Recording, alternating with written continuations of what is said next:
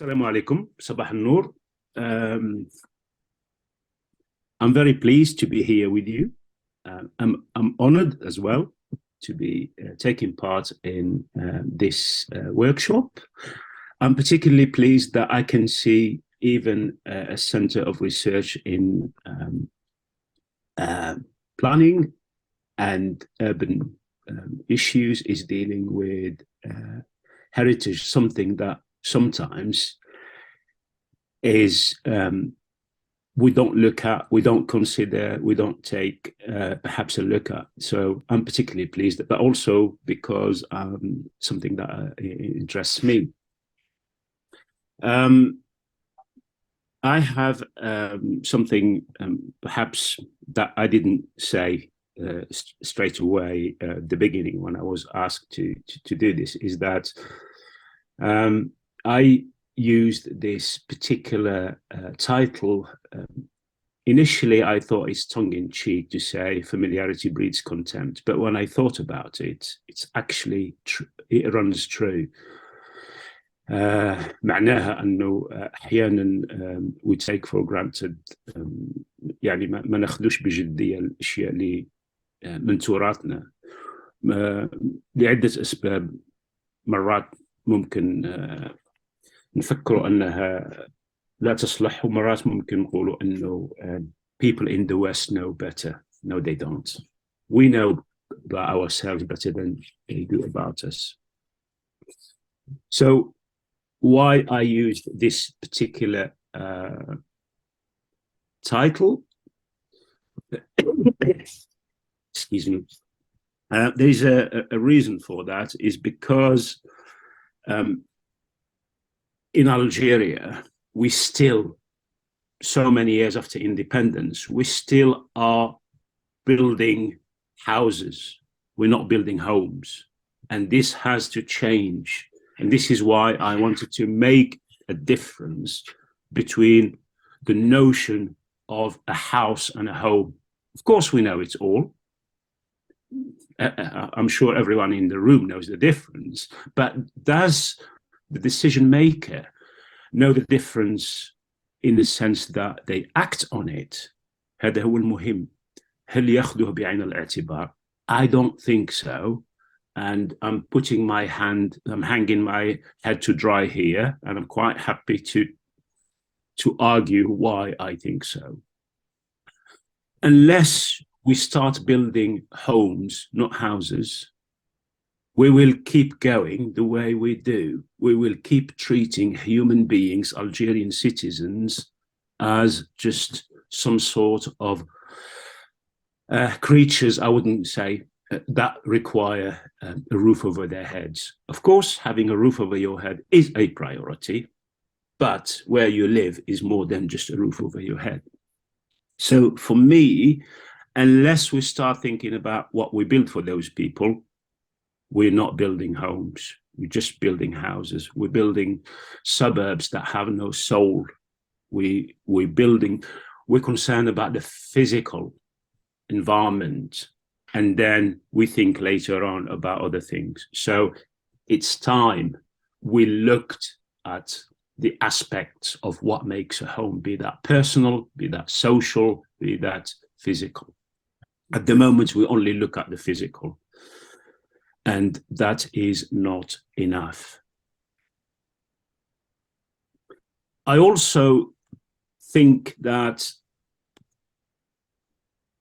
there is another reason why we tend to look with contempt on our heritage, what we can learn from it, and also the way we design, we expand our cities.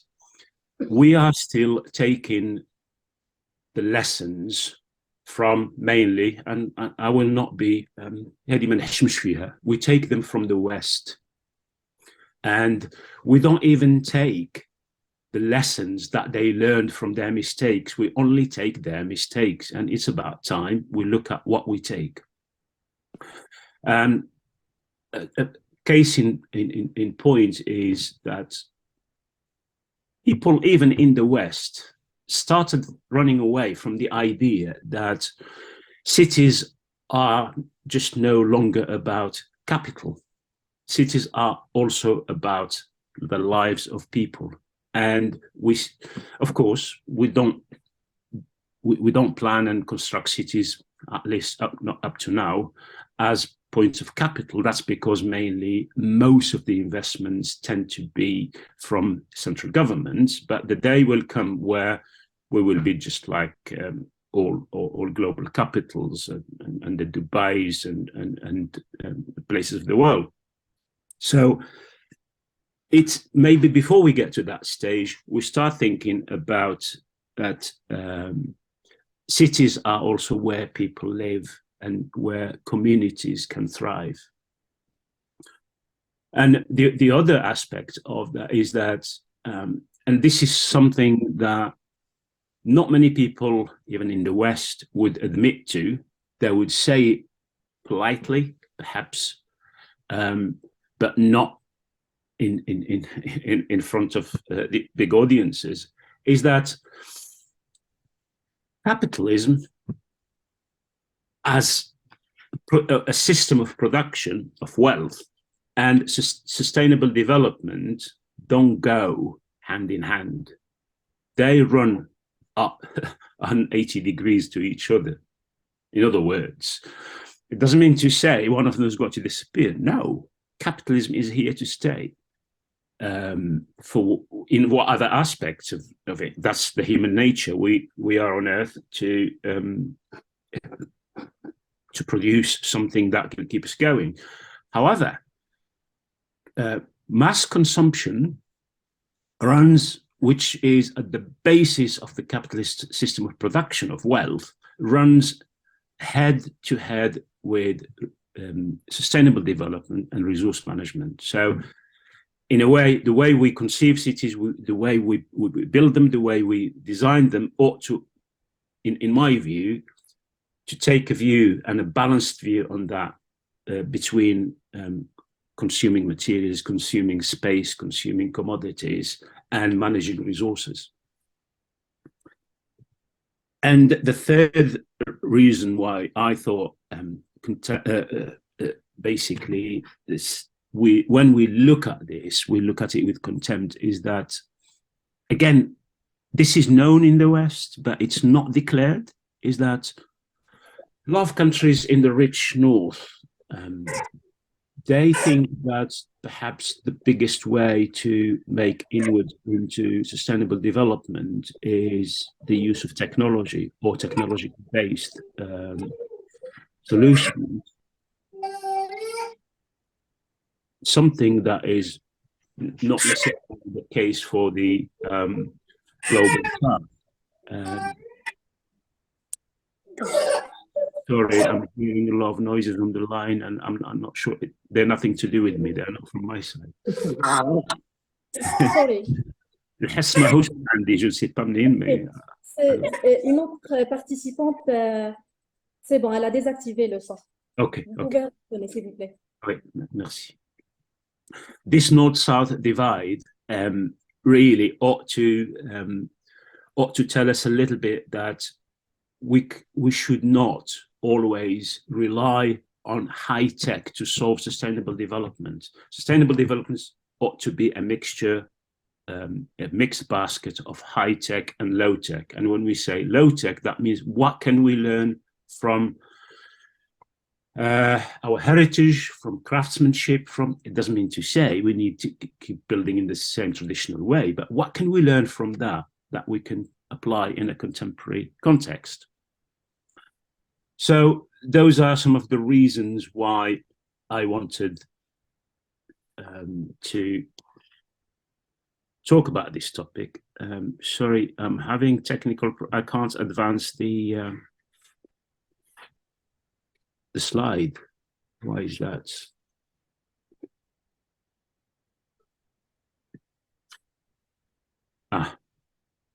Now it's advancing.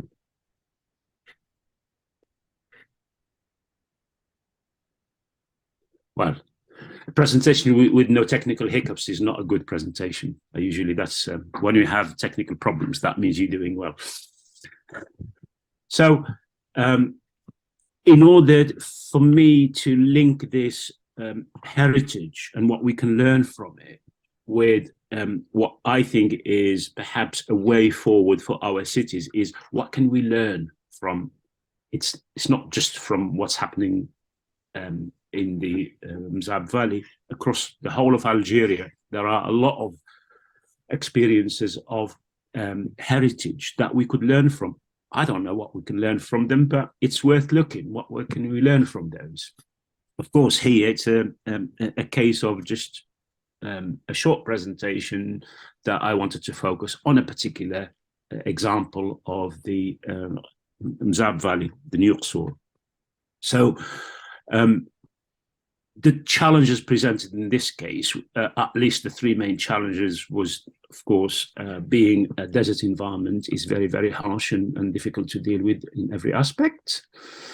The second, the challenge is that trying to bring in something from the tradition, from the heritage, and to use it in a contemporary context, because we're building in the new millennium, and yet we're trying to get to see if we can use something from the local heritage.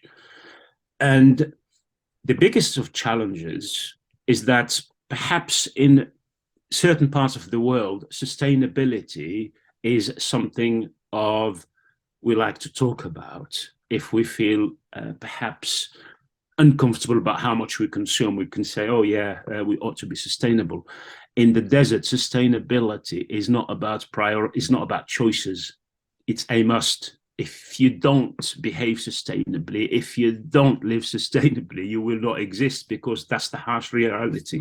So if anywhere else sustainability works, and it's a testament that it can be or it can underpin development, whether it be of cities or settlements, then it is the desert area. So hence this project that I'm going to describe. Of course, a lot of you perhaps know about it. It's not, and that's another thing about sometimes when we know about what is in our backyard, we tend to think that maybe it's not important because it's not coming from the other side of the world.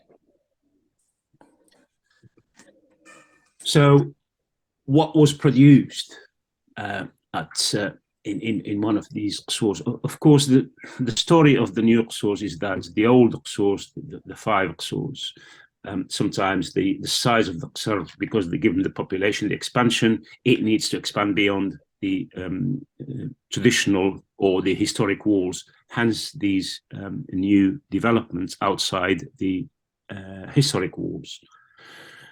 And one of them is the one we're going to look at, which in a way, in terms of overall sort of strategy for these Ksours, they are pretty much similar, but who is behind them, how they were achieved, how they were designed, how they were constructed, may vary from one to another. Two of them that I'm familiar with from previous projects is Tin and Tefilert. So I wanted to perhaps talk about Tefilert in this case as one case in point.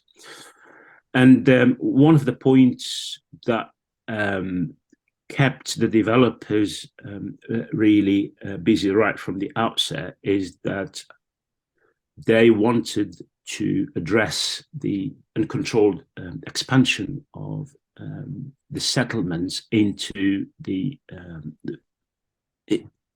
groves, because these are the only green places around here, and if you build on the oases, then you lost the green space, you lost where there is moisture, where there's likely to be humidity, where there's likely to be vegetation, where there's likely to be food as well, because these groves also produce dates. And another, if you like, preoccupation is to preserve sociocultural values. And this is something which really takes me back to what I was saying earlier on, is that we tend to forget about these things when we plan, we design expansions of our suburbs and our cities. Almost we treat these suburbs as just places where people sleep. They go back to sleep after a day's work. And that's where you start having problems. We're not here today to talk about what are the problems of the Algerian cities, like any other city in the world, but we'll simply focus on the problem in hand. So these settlements, and based on the fact that they draw heavily on the heritage and the values of these communities, they try to emulate that in the new developments. They also, something which may not happen in other sort of conventional Algerian cities, is that these settlements tend to be administered by the local community. In other words, they don't wait for the local council to organize, for example, the cleaning of the streets or wherever. They do it themselves. And that's something may or may not happen quite a lot in the rest of our so-called contemporary cities. And also, it adds to those civic values of solidarity, of belonging, of doing things together.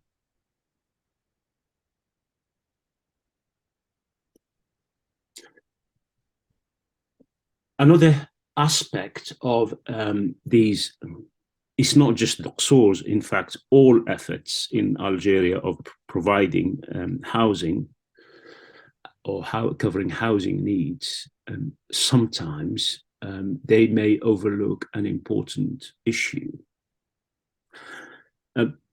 Perhaps up to a few years ago, the problem of housing in Algeria was about supply. A lot of people think nowadays it's not about supply, it's about affordability. In other words, we can supply enough, but is that supply affordable to the average Algerian family? And most observers think not. In other words, in Algeria, or the average income of an Algerian family compared to the average cost of a housing unit, there's a big difference, which suggests that it's not just the supply, it's the affordability.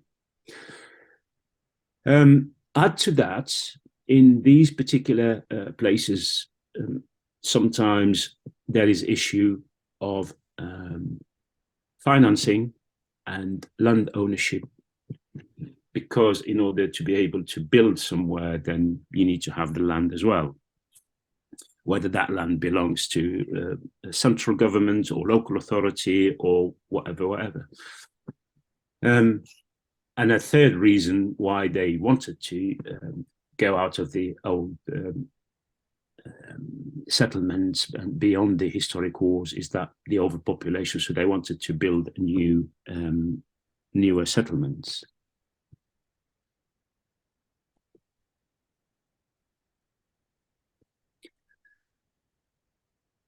Excuse me.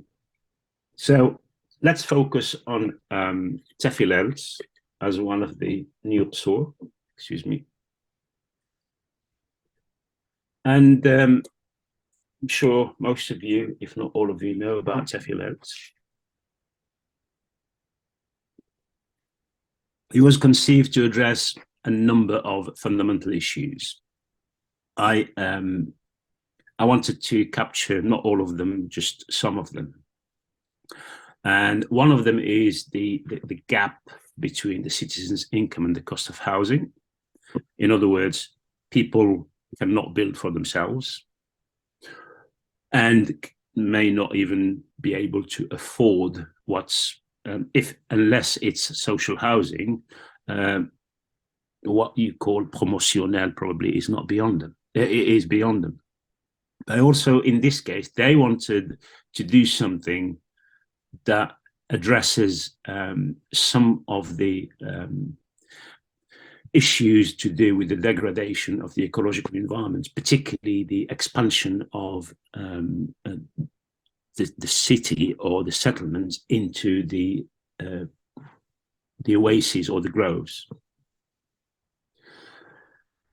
And I suppose for us, in trying to answer, to ask the question, what can we learn from this experience? Maybe some people say we can't learn anything. Some people say we can learn a lot. Let's have a look. Is there anything that has been done in these experiences that we could take forward and say, can we learn from that? And if we can, what is it? How do we take it forward? That's the most important of issues for us. And one of the things that we will see in a little bit is that the way the construction of the project was managed, it meant that the final cost of the project is less than otherwise it would have been if it was built using conventional methods of financing and projects management. Of course, it's a particular context. Of course, it's different. It's different social context, perhaps even slightly different cultural context to the rest of Algeria. But that's Algeria. It's a continent, so every part of it is slightly different. But can we learn about the general principles of what drove this project and perhaps registered some success that we could learn from? And just, I'm sure a lot of you know already about these. So those are the 5 historic Ksours, and Tefilelt is just outside the walls of Bnizgin, which is here, the one in center bottom of the 5. And on the right, you can see a slightly detailed view of the Ksour. And the first thing you notice that in terms of urban fabric, there is very little difference between the original Ksour Bnizgin and Tefilelt in terms of very dense urban fabric. That's for a reason, because of the context, so that there is self-shading, there is less exposure to solar radiations, and so on and so forth, and protection from wind, which can be an issue in a desert environment, and so on. So in a way, the principles of urban composition of the old Ksour is preserved in the new one. And here we are trying to look at some of the aspects of this project in terms of realization. There was emphasis on creating green spaces, hence they ended up having the Tefilelt Green Park, or ecological park as they call it. There was another emphasis of, whenever possible, using local materials. It also meant that the way they dealt with the construction operations, they trained a lot of local people to take part in the construction of projects. So that means people end up not just having somewhere to live, but also, to a lot of them, they learned new skills. And as part of that, the deal is that you contribute to the construction of the units. In other words, you can work on your neighbor's house, and they can also work on your house, following the Twiza system. And as a result, the project was delivered, and you can see there the number of units delivered year in, year out. And at the end, it was delivered within, at least this is what I was not part of the operations, but it's the research is that it's within budgets. However, more importantly is that it was delivered a lot cheaper than if it were simply housing blocks built in the conventional way. So here, a table just to summarize what we got from, I'm using the royal we, I wasn't even there, what we got from Célébrations as an urban settlement that was built and conceived, built and managed perhaps differently or differently to what we would do otherwise somewhere else, the other side of Algeria. And you can see that the outcomes of both long and intermediate impact terms and made a difference to the lives of people over there. Of course, there are a lot of critics of the project, and why not? A lot of people would say this is built simply to serve a particular section of society. Yeah, fine. Let's build this way to other sections of society, wherever they are.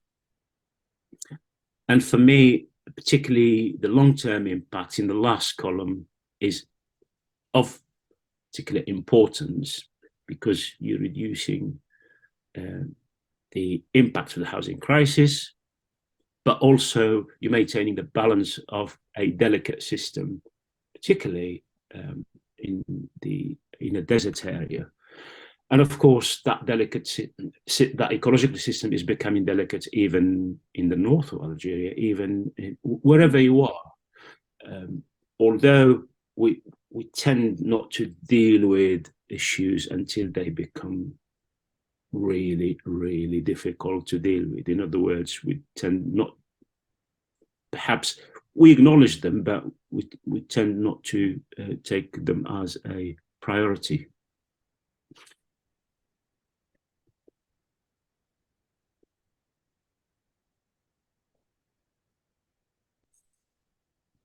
This is where really I'm interested in, and it's not about what I told you about Tefilel, because probably I didn't tell you anything new, you know all this.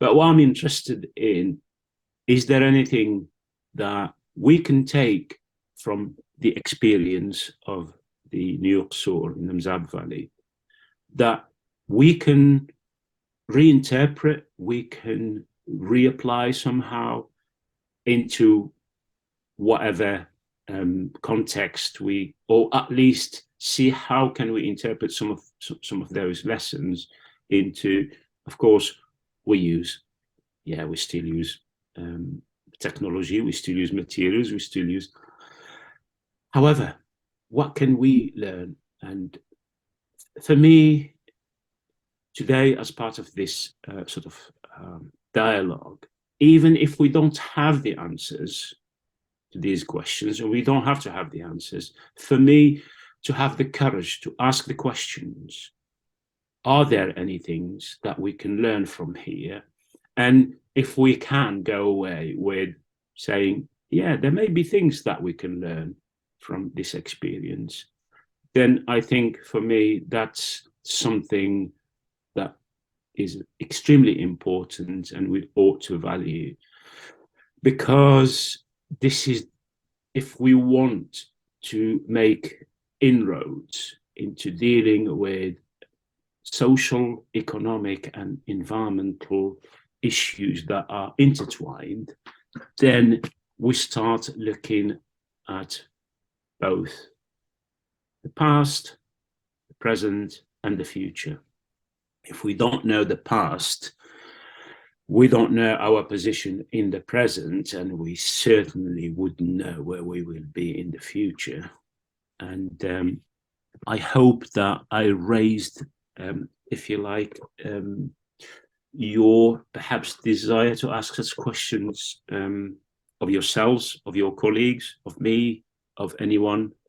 And I'll thank you for your attention and bearing with me talking to you in a foreign language. تمنيت نقدر نحكي لكم ندير المحاضرة بالتدخل باللغة العربية، لكن للأسف ممكن في المستقبل القريب نقدر نديرها حاجة كيما هذه باللغة العربية. Thank you very much.